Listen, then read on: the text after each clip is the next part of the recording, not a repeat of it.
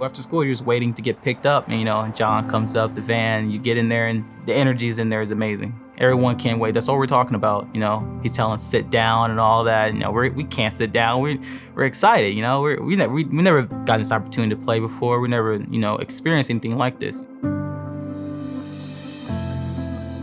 I grew up in Canada, so my first ice was outside.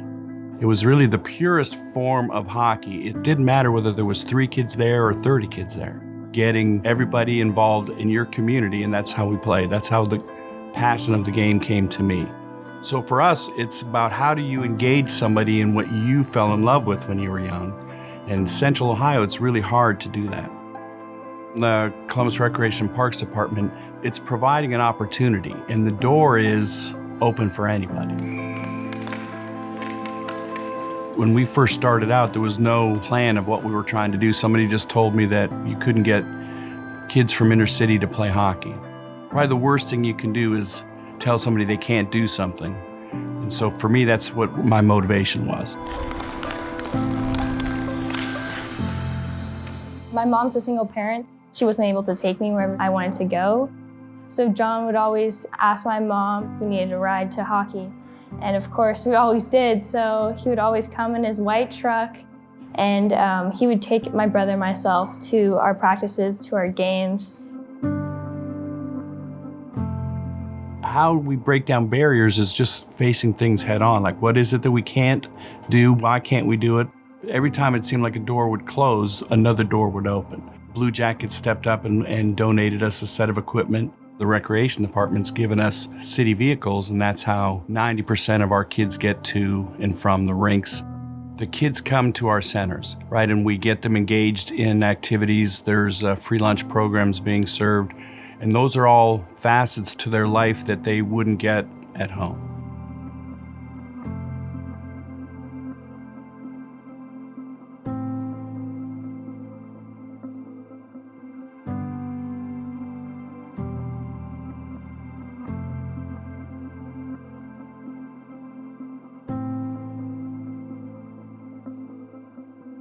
We do our best to, make it very, very affordable. We'll take care of everything, We'll do as much as we can. All we ask is you just give us 100% commitment.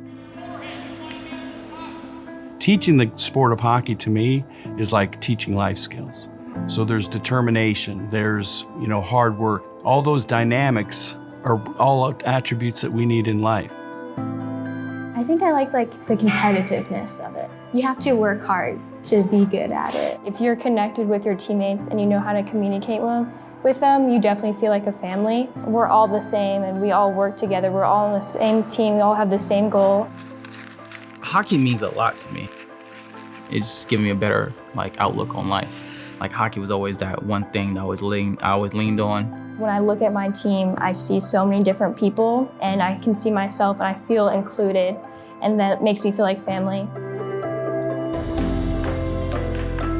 The history's actually there, that it's a sport that is for everybody. So to me, if you can play the sport, people don't care what color you are, how long your hair is, whether you're a boy or whether you're a girl. They're hockey players, and everybody just wants to be hockey players. You treat somebody like you want to be treated, and the game is only going to happen if we all are on the same page with that. I've seen the respect level in the people who dealt with John. They have nothing but good things to say about him. Even if he doesn't even have anything, he'll try to give you something. That's the kind of guy who John is. That's the kind of man I aspire to be. Out of hundreds of nominations, Willie O'Ree himself has selected you as one of 3 finalists for the 2020 Willie O'Ree Community Hero Award. The biggest selling point for me is when somebody comes back and says, hey, can we come and volunteer? We've grown because everyone wants to come back, understands what we did was impacting lives. 2/3 of our coaching staff now are kids who've come through our hockey program.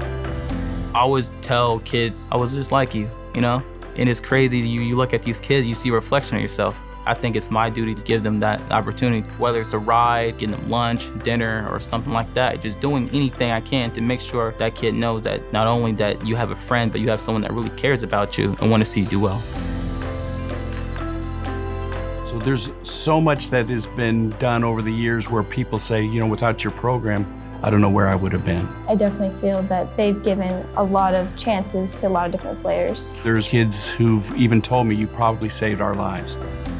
It's like the old saying, the best never makes it out of your neighborhood, you know, and unfortunately, that's true. If there was no hockey, I honestly couldn't tell you what I'd be doing.